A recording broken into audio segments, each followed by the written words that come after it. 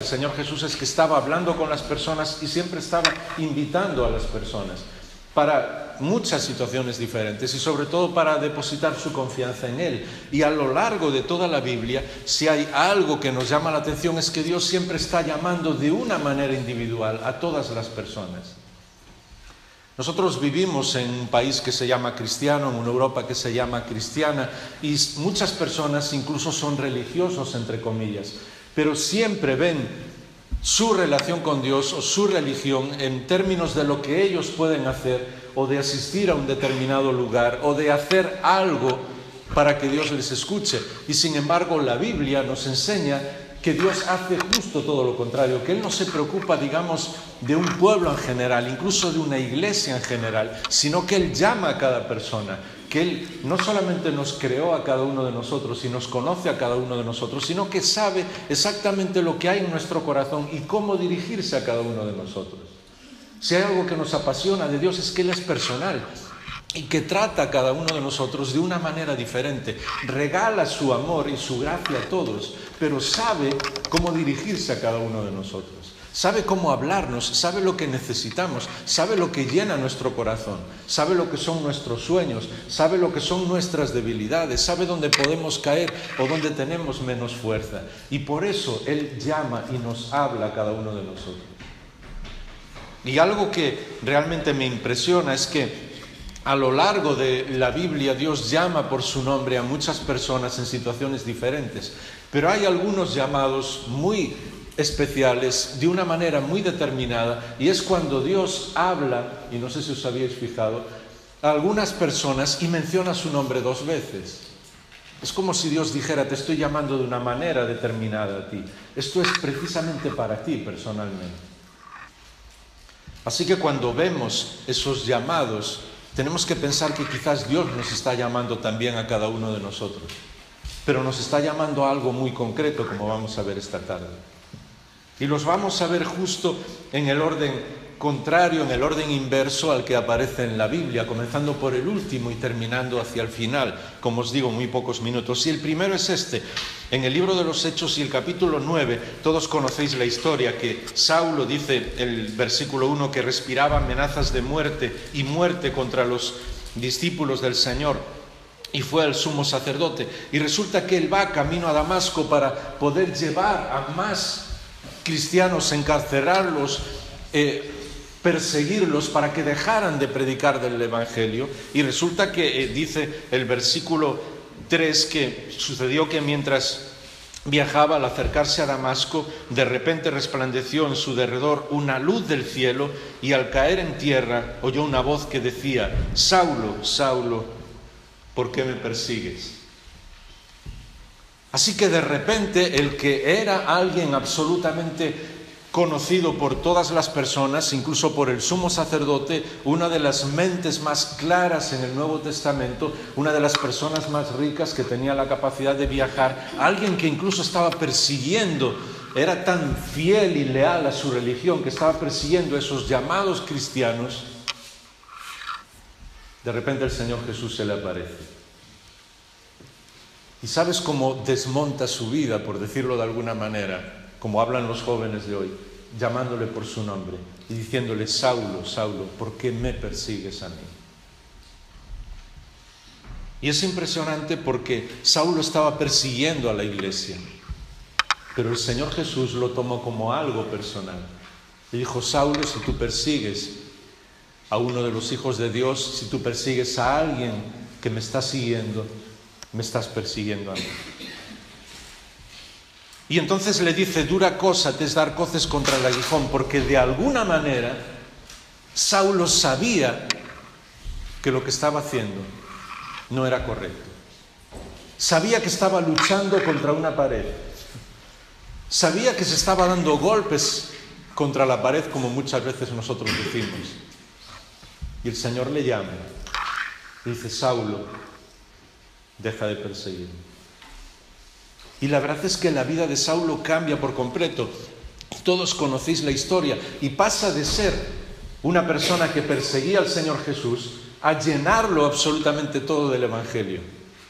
Y pasa a ser una de las personas, junto con otros los demás apóstoles y junto con todas las personas de la primera iglesia que revolucionaron por completo el imperio romano, que lo transformaron por completo, y el imperio más cruel que ha existido en la historia de la humanidad, de repente en pocos años es completamente puesto patas arriba por gente que lo que hacían era amar al Señor Jesús, seguirle a Él, que nunca incluso usaron nada de violencia para destruir ese imperio, sino todo lo contrario, usaron la ley del amor para transformar el mundo.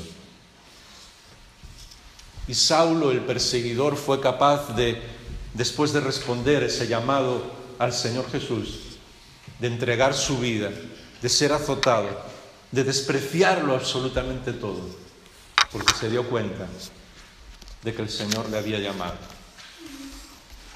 Un poco más atrás, si abrís vuestras Biblias en el Evangelio según Lucas y el capítulo 22, encontráis otro momento que el Señor Jesús habla esta vez a uno de sus discípulos, 22 y versículo 31, es a Pedro.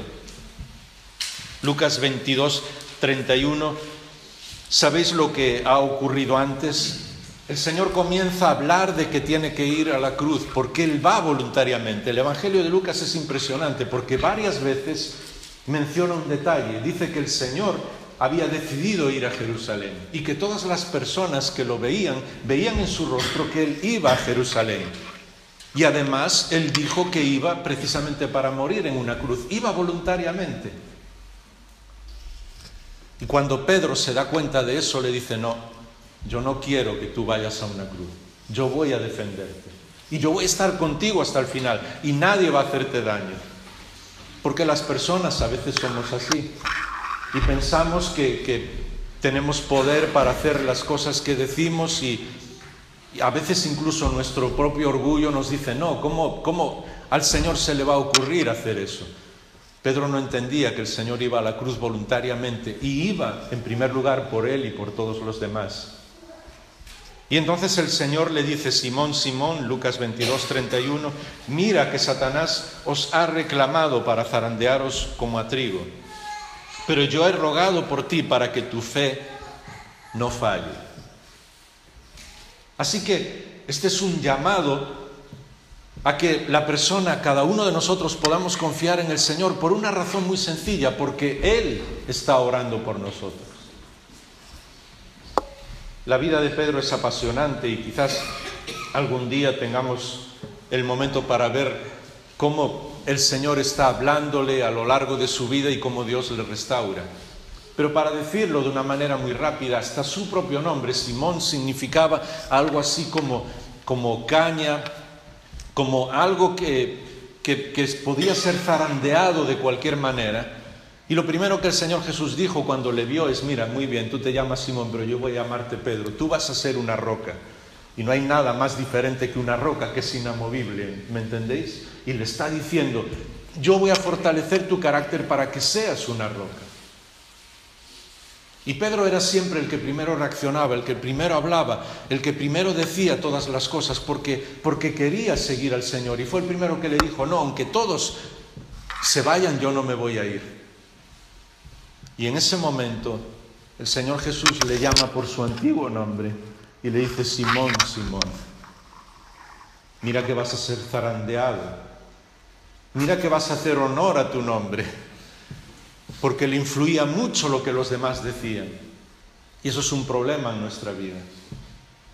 A veces estamos aquí, somos fieles al Señor y queremos seguirle y cantamos y hablamos y oramos, y es bueno que lo hagamos, pero salimos, estamos en nuestro trabajo, las personas empiezan a señalarnos, empiezan a decir determinadas cosas y nosotros nos escondemos.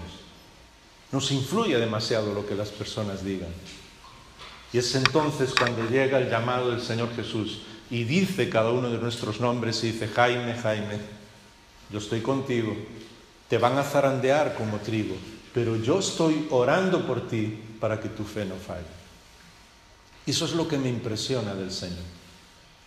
Y es curioso que Dios le esté llamando a confiar en Él, y quizás lo esté haciendo en la vida de alguno de nosotros, de los que estamos aquí. Diciéndonos: mira, ¿sabes lo que es la diferencia en tu vida? Es que yo estoy orando por ti. A veces no entendemos muy bien lo que la palabra de Dios dice y no nos damos cuenta que en la Biblia solo hay un acusador y es nuestro enemigo, el diablo. Nadie tiene derecho a acusarnos. ¿Os acordáis cuando Pablo estaba escribiendo a los romanos y les está diciendo quién tiene derecho a acusaros? Nadie. La Biblia dice que el Señor Jesús es nuestro abogado defensor. Y a mí me gusta decir en broma, pero una broma muy seria, que es un abogado que jamás va a perder un juicio. Porque Él es el que nos defiende. Y porque el Señor Jesús está orando por cada uno de nosotros, con nuestro nombre y con nuestros apellidos. Y ese es el secreto de este llamado a Pedro. Está diciendo, yo estoy orando por ti para que tu fe no falle. Y si comprendiéramos eso, nos daríamos cuenta cuántas veces nosotros hemos estado lejos de Dios y Él sigue orando por nosotros, intercediendo, defendiéndonos y diciendo, yo he pagado por esta persona, por este hombre, por esta mujer, yo he ido a la cruz por él, por ella, y yo voy a defenderle. Y muchas veces el Señor tiene que llamarnos para descansar y confiar en Él. Solo un poco más atrás, en el mismo Evangelio de Lucas y el capítulo 10, ¿recordáis esta escena? Que el Señor está en casa de Marta, María y Lázaro. Y dice el capítulo 10 y versículo 39 que Marta tenía una hermana que se llamaba María, que estaba sentada a los pies del Señor y escuchaba su palabra. Pero Marta se preocupaba con todos los preparativos y acercándose a él le dijo, Señor, ¿no te importa que mi hermana me deje servir sola? Dile que me ayude. Y el Señor le respondió y le dijo, Marta, Marta, estás muy preocupada y molesta por muchas cosas, pero solo hay una cosa que es necesaria y María ha escogido la buena parte y esa parte nunca le será quitada. Nos cuesta mucho entender esta historia y este momento porque todos nos parecemos mucho más a Marta que a María. A todos nos encanta trabajar, hacer muchas cosas, incluso para el Señor. Estaríamos desde que nace el día hasta estar completamente agotados haciendo cosas para el Señor y pensamos que eso es lo que realmente merece la pena. Y no está mal servir al Señor. Pero no tiene mucho sentido si no le amamos. A mí me encanta que a lo largo de la Biblia Dios pone muchas veces el ejemplo de hombre y mujer para que entendamos nuestra relación con Él. Tú no quieres una mujer para que sea tu esclava, sino para que te ame. Tú no quieres un marido para que esté 20 horas al día trabajando y no lo veas nunca, sino para que te ame. Y eso es lo que Dios espera de nosotros. Claro que podemos hacer cosas para Él, que podemos servirle, pero el llamado es el llamado al amor, el llamado a estar con Él, el llamado a disfrutar del Señor. Y muchos de los problemas que tenemos en nuestras vidas, en nuestra vida personal, en la vida familiar, en la vida incluso a veces como iglesia, es porque amamos muy poco, porque disfrutamos muy poco con Él. Y quizás sí hacemos muchas cosas, pero tenemos que escuchar lo que el Señor Jesús le dijo a Marta. Marta, Marta, estás agobiada con muchas cosas. Porque todo lo que le rodeaba y todos los preparativos de lo que tenía que hacer y el hecho de hacerlo todo perfecto, incluso para que el Señor estuviera bien atendido, era más importante que el propio Señor. Y no hay nada más importante que en Él. ¿Y sabes lo que ocurre cuando no somos capaces de amar? Cuando todo es el trabajo, cuando todo es servir, cuando todo es hacer las cosas. Muy poco tiempo más adelante os acordáis que Lázaro fallece. Y el Señor espera un tiempo determinado porque tiene que enseñarle algo, no solamente a la familia, sino a los discípulos y a todos los que vivían en Betania. Y cuando Lázaro muere, la primera que viene, cuando el Señor llega, es Marta. Y le dice, y es curioso porque lo hablábamos esta mañana, a veces tenemos que aprender a leer la palabra del Señor tal como está escrita incluso viendo las cosas que da la impresión de que no vemos, el tono de las frases que están escritas. Porque cuando Marta llega, le dice al Señor: Señor, si hubieras estado aquí, mi hermano no habría muerto. Y se lo está diciendo como un reproche por lo que dice después. El Señor le dice: ¿no sabes que tu hermano va a resucitar? Y ella le dice: sí, yo sé que lo va a hacer en el día postrero. Y el Señor le dice: yo soy la resurrección y la vida. ¿Os acordáis de esa conversación? Termina la conversación y Marta se va. Porque cuando toda nuestra relación con Dios es el trabajo, es el servir, el hacer muchas cosas por Él, y no le amamos de todo corazón, sabemos todas las cosas, lo tenemos todo en nuestra cabeza, pero nuestro corazón a veces está muy vacío.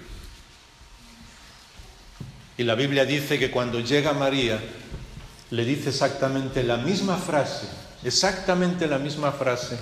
las mismas palabras: Señor, si hubieras estado aquí, mi hermano no habría muerto. Pero hay un pequeño detalle muy importante. La Biblia dice que María se postra delante de Dios y está llorando. No es un reproche, es un corazón que ama y que está roto por completo. Muchas veces nos sentimos así cuando hay una desgracia en nuestra familia, cuando nos pasa algo. Y muchas veces cuando no amamos profundamente al Señor, le reprochamos las cosas. Y cuando lo amamos, le decimos lo que hay dentro de nuestro corazón llorando. ¿Veis la diferencia? Y por eso el Señor lloró cuando vio que María lloraba. Quizás el Señor nos está llamando hoy a volver a amarle de todo corazón. Sabemos muchas cosas y Marta las sabía. Sois una iglesia también que trabaja para el Señor, y Marta servía y trabajaba para el Señor.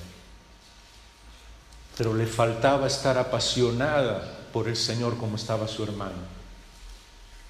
Decir: Señor, es que quiero escucharte, quiero que me hables, quiero estar contigo. Y no es por casualidad que normalmente los hijos vienen cuando hay amor.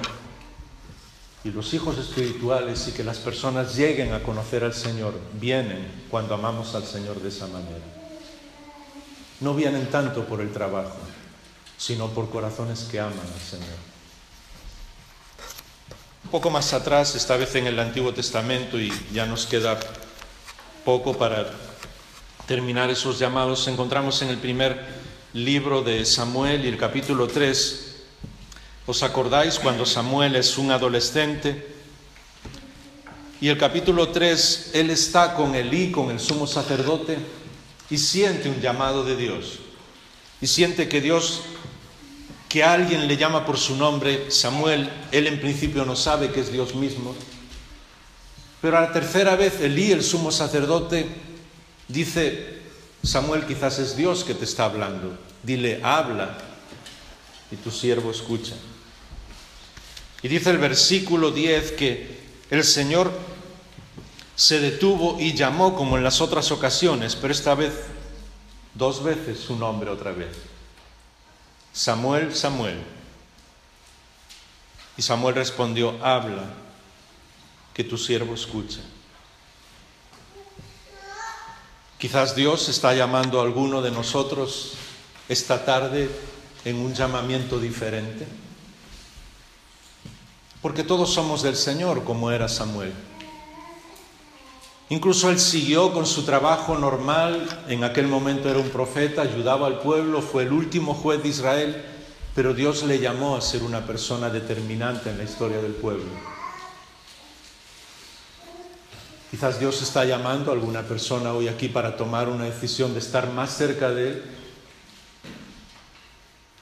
Quizás Él te ha llamado y, como Samuel, no nos damos cuenta de que era Él. A veces escuchamos la palabra de Dios, escuchamos algún mensaje o leemos la Biblia y Dios está hablando a nuestro corazón. Pero nosotros no nos damos cuenta que es Él mismo diciendo nuestro nombre. Y diciendo: sigue tu trabajo, sigue en el lugar donde estás, sigue haciendo las cosas que haces, pero hay un llamado especial para ti. A partir de hoy, tu vida va a ser diferente. Y fijaos el contraste, porque Elí era teóricamente el sumo sacerdote, el que estaba más cerca de Dios. Sabe que Dios está llamando a Samuel. ¿Pero sabes lo que hace Elí? Vuelve a su habitación y duerme. Le dice, si Dios te llama, contéstale. Si yo supiera que Dios estaba llamando, me hubiera quedado con él. ¿Verdad que tú también lo harías? Si me doy cuenta que alguien, un joven en la iglesia, alguna persona está sintiendo un llamado de Dios por alguna razón, yo le digo, yo me quedo contigo, yo quiero ser parte de lo que está ocurriendo. Pero Elí sencillamente se va y no escucha el llamado a Samuel. ¿Cuántas veces Dios tiene que llamarnos para que nosotros le contestemos? ¿Os acordáis, si vamos un poco más atrás en nuestras Biblias, en el libro del Éxodo, alguien muy conocido es Moisés? En el capítulo 3, ¿os acordáis que Moisés había crecido y había sido llamado, por decir de alguna manera, desde su propio nacimiento por parte de Dios mismo? Había sido criado como hijo del faraón. Podía ser quizás el próximo faraón, pero una serie de malas decisiones y de orgullo, creyendo que el mundo giraba alrededor de él. Otra vez, una frase que dicen muchos los jóvenes ahora. Había tenido que irse al desierto. 40 años en el desierto, aprendiendo que uno no es nadie sin Dios. Y quizás lo único que tenía que hacer, y perdonadme esa manera de expresarlo, era hablar con sus ovejas. No tenía nadie con él durante 40 años. Y en el capítulo 3 del libro del Éxodo, y en el versículo 1, dice que Moisés estaba con el rebaño de Jetro, su suegro. Y todos conocéis la historia. Dice el versículo 2 que se le apareció el ángel del Señor en una llama de fuego. Y Moisés miró y he aquí que la zarza ardía en fuego, pero no se consumía. Y entonces Moisés dice, me acercaré a ver lo que pasa. Y cuando se acerca, Dios le dice, Moisés, Moisés. Y él respondió, heme aquí.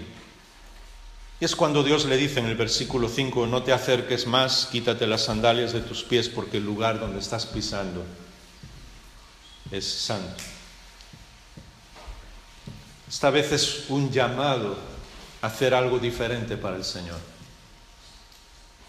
Y a mí me impresiona porque Moisés, después de todo lo que había sucedido en su vida, él da un paso que muchos de nosotros quizás no hubiéramos dado. Ve algo sobrenatural y no se esconde. Dice que va a ver lo que está sucediendo. Es como si aceptara el desafío de Dios. Y muchas veces nosotros conocemos personas que quizás los vemos y pensamos o que están más cerca del Señor o que están más entusiasmados con Él o vemos sus vidas y decimos, pues me gustaría tener ese fuego que tienen, y no nos damos cuenta que es una decisión muy sencilla, la decisión de ver dónde está Dios y decir, yo voy a ir hasta allí, yo voy a ver lo que está sucediendo, yo no quiero conformarme. Y el llamado de Moisés a lo largo del capítulo 3 y el capítulo 4 es algo también digno de estudio, porque Dios tiene que llamarle y él pone una excusa y otra y otra y otra y otra y otra hasta que Dios le dice, mira, vas a ir porque yo lo digo, casi así literalmente. Pero todo comenzó porque Moisés se atrevió a dar un paso de fe y decir, estoy viendo que Dios está haciendo un milagro, voy a ver lo que ocurre. Es un llamado a no conformarse. Es un llamado a decirle de alguna manera al Señor, pues yo sé que soy tuyo, yo sé que estoy sirviéndote y estoy yendo a la iglesia y estoy ayudando a las demás personas y estoy haciendo lo que puedo para ti y no dejes de hacer eso. Pero decirle, yo no me conformo, yo quiero dar un paso más adelante. Yo quiero ver por qué arde la zarza. Yo quiero ver, Señor, por qué estás ardiendo. Yo quiero estar cerca de ti. Y entonces, cuando damos ese paso, Dios pronuncia nuestro nombre, el nombre de cada uno de nosotros, y dice: el lugar donde estás es santo. El paso que has dado es definitivo. Solo dos más. Génesis capítulo 46, ¿os acordáis de la vida de Jacob? Un poco más atrás en nuestras Biblias. Jacob era una persona que a lo largo de toda su vida, había vivido lleno de miedo y siempre queriendo tener lo que otros tenían, pero sin pagar el precio. Hacía honor a su nombre. Su nombre era suplantador, es decir, el que intentaba ganarlo todo por medio de engaños. Sus padres le dieron ese nombre y en cierto modo lo marcaron. Pero cuando veo su vida y veo el miedo que siempre tenía, pienso en muchos de nosotros. Y muchas personas que viven su vida cristiana muchas veces llena de miedo. Miedo a lo que pueda pasar en el futuro, miedo a lo que otros puedan decir, miedo a ser señalados por los demás, miedo a perder nuestro trabajo por hacer las cosas bien, miedo a ser diferentes porque soy un joven y quiero vivir de una manera diferente y aunque sea señalado por todas las personas, miedo a hacer bien las cosas en mi trabajo, aunque muchos se engañan, pues yo no voy a hacerlo, miedo, sobre todo a ser señalado. Y cuando Dios le habla en este momento, en Génesis capítulo 46 y el versículo 3, le dice a Jacob, versículo 1, 46, 1, partió Israel con todo lo que tenía y llegó a Beerseba y ofreció sacrificios al Dios de su padre, Isaías. Y Dios habló a Israel en una visión nocturna y le dijo: Jacob, Jacob. Y él respondió: heme aquí. Y él dijo: yo soy Dios, el Dios de tu padre. No tengas miedo a descender a Egipto, porque allí haré de ti una gran nación. Un llamado a no tener miedo de las circunstancias del momento en el que estamos viviendo. Si Dios nos está llamando, Él va a cuidarnos. Eran los últimos años de Jacob. Él creía incluso que había perdido al hijo que más amaba, José, y de repente hay una última sorpresa en su vida y Dios le dice: ve a Egipto, vas a ver a tu hijo, no tengas miedo. A veces nosotros desistimos de nosotros mismos. Y yo conozco muchas personas que, llegando ya a una edad determinada, incluso muchos de mis amigos de la misma edad que yo tengo me dicen: Jaime, yo ya desistí de todo. Ya los últimos años que pueda estar aquí o las últimas cosas que pueda hacer en mi vida, seguir adelante con mi familia, seguir más o menos fiel al Señor en todo lo que pueda, ayudar en la iglesia, pero ya estoy cansado de luchar. Y Dios de repente dice: Jacob, Jacob, no tengas miedo, yo estoy llamando. Vas a ir al país más enemigo que existe. ¿Sabes para qué? Porque yo voy a hacer de ti una gran nación. Dios está llamando a alguno de vosotros a no tener miedo en esta noche, a tomar decisiones para seguirle a Él. Porque el último caso, el tiempo se ha ido muy rápido, es el caso de Abraham en Génesis 22. Las páginas más atrás en nuestra Biblia. Y todos conocéis muy bien la historia. Dios había hecho un milagro absolutamente radical en la vida de Abraham. Él había tenido un hijo cuando su mujer ya estaba en los 90 años. Y de repente, cuando ese hijo es adolescente, Dios le habla de algo que en aquel momento prácticamente todas las naciones hacían, todas las religiones de aquel momento hacían, pero nunca nadie lo había pedido de una manera tan directa, nunca Dios se lo había pedido a nadie: es ve y sacrifica a tu hijo. ¿Sabes lo que hace Abraham? Va. No lo comprende, no entiende lo que va a ocurrir, pero está dispuesto a hacerlo. Y os acordáis que sube al monte, va con su hijo, va hablando, su hijo le va preguntando: papá, ¿dónde está el cordero? Abraham dice: Dios se proveerá de cordero. Y cuando llega el momento definitivo, en el capítulo 22 y el versículo 11, el ángel del Señor le llama desde el cielo y le dice: Abraham, Abraham. Y él respondió: heme aquí. No extiendas tu mano contra el muchacho, ni le hagas nada malo, porque sé que temes a Dios, ya que no has rehusado a tu único hijo, a lo más querido que tenía. Y es curioso porque Dios no le permite que le haga daño a su hijo, porque se da cuenta cuál es su corazón.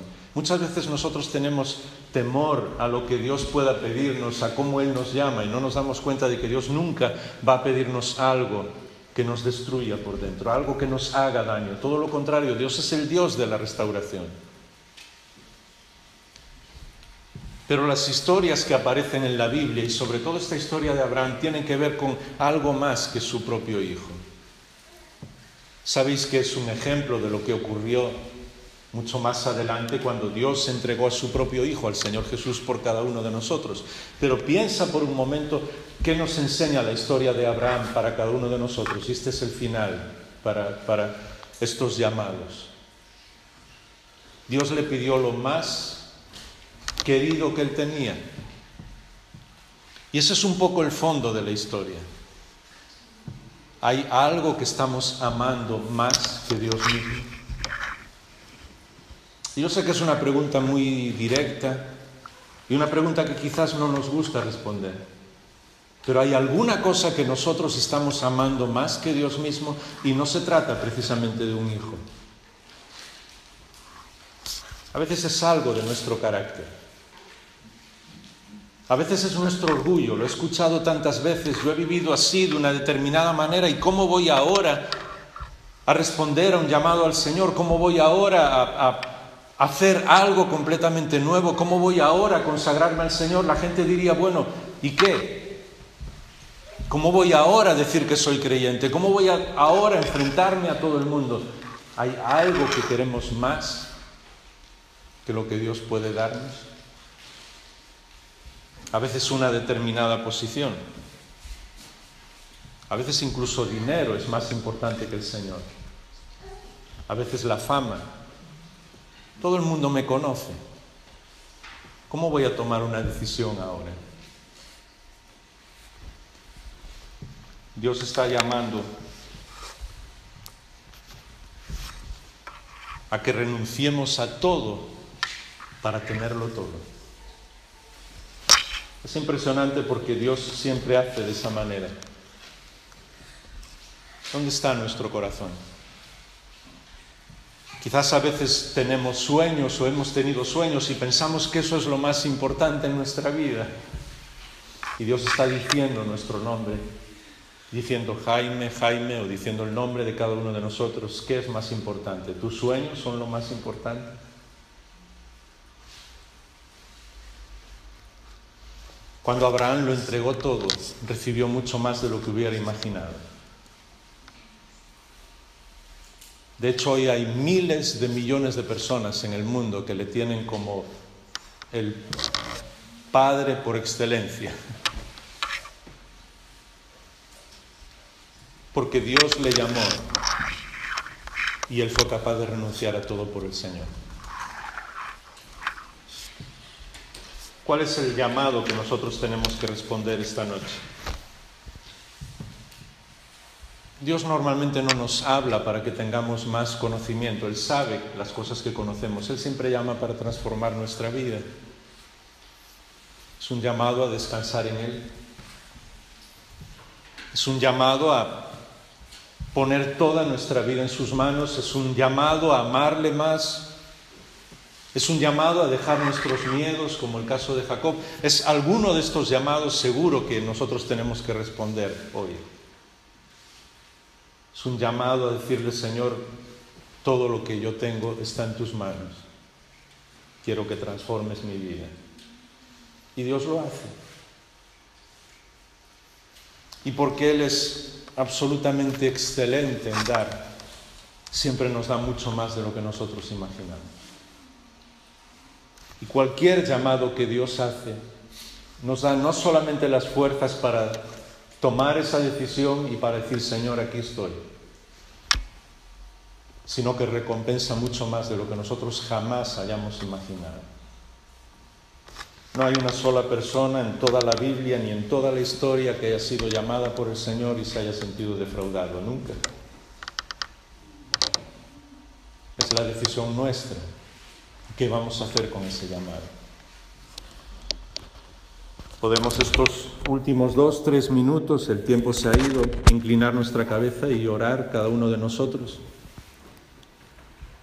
Y delante del Señor, lo que el Espíritu de Dios os diga a cada uno de nosotros, responder a ese llamado. En todos estos casos no eran llamados a hacer algo extraordinario o dejar de hacer algo que uno está haciendo todos los días, sino un llamado a estar más cerca del Señor, en el lugar donde tú estás y en el lugar donde Dios te ha colocado. Es el momento de responder al Señor.